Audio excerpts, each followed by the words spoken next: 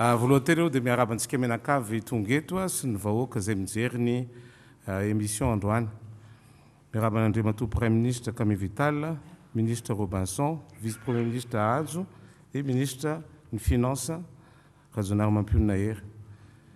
Zavatra telo ora ozy ianao tsika eto androany atonga mafatonga dia allo zavatra tena ilain'ny vahoaka no tenenitsika eto. Inona ny ilainy? Betsaka ny zavatra mety holazainao monsieur Hery vaovao fa aminahy ianao tsy vaovao mihitsy fa somary tonta. Satria maninona délestage tsy afaka miteny ianao tsy tompony andraikitra. Tompony andraikitra direct ianao. Ny tsy fahazahoan'ny mpiasa mpanjakana indrindrandrindra amin'ny mpampianatra ny karamany amin'ny ora tokony tongavany ianao ihany.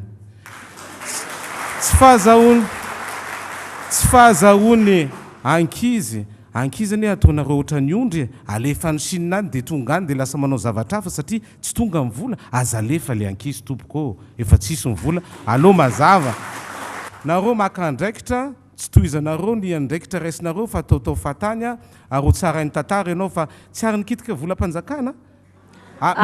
Misy dossier monsieur Hery ao amiko avoaka sa tsy avoaka? Mamaly zao ary aloha